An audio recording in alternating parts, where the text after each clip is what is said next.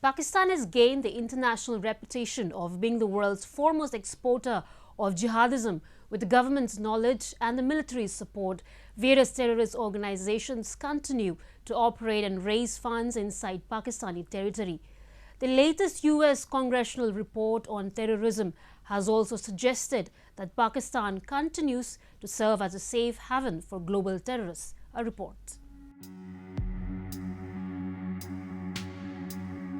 Pakistan has been known for its perennial support of various terrorist groups, as there are a large number of terror groups operating from its territory.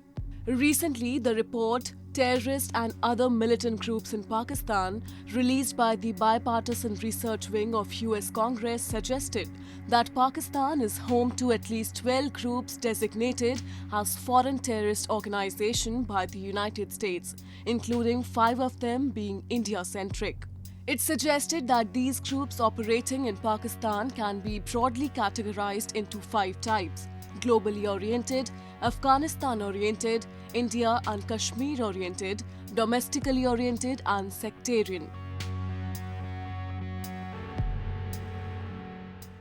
America now has to think that what they have to do regarding Pakistan, because Pakistan has been their ally in the fight to Afghanistan, and therefore they have been keeping a blind eye to all these nefarious activities. It is quite surprising that people like Masood Azhar and others who are carrying a bounty on their heads are roaming freely over there when Pakistan government states that they don't know where they are. These people are also provided security. So now America and the American lawmakers have to think as to what course they have to take. For decades, Pakistan has been promoting terror activities against India and other countries. Pakistani establishment and intelligence agencies have played a major role in terrorist attacks in different parts of the world. The Congressional Research Service report also says that numerous armed and non-state terror groups have existed in Pakistan since the 1980s.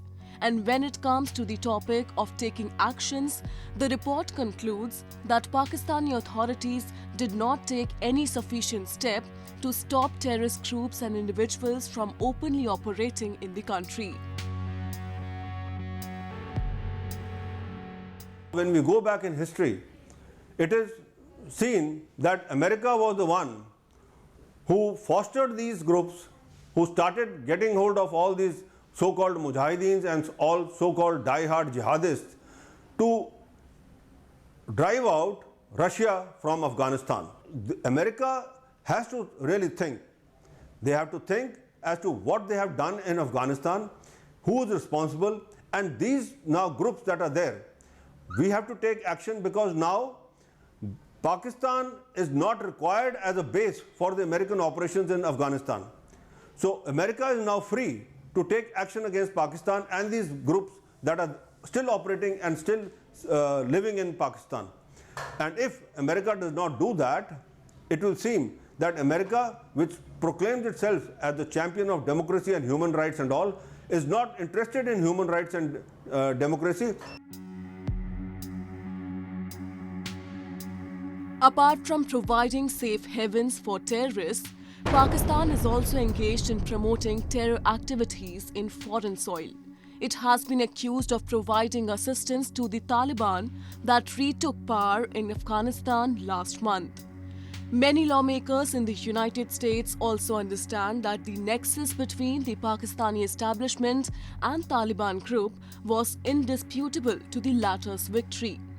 Therefore, 22 Republican senators recently introduced legislation in the US Senate to impose sanctions on Taliban and on all the foreign governments that support the hardline Islamic group. Perhaps many in America have understood that during the Afghanistan war, Washington picked the wrong enemy. One thing, Sean, that is being left out of this whole conversation that is the most critical of all when it comes to what we do moving forward is Pakistan. Because the truth is, yes, there was corruption in Afghanistan. People can point fingers at the resistance, at the Taliban, and so on, and there's plenty of blame to go around, right, and accountability.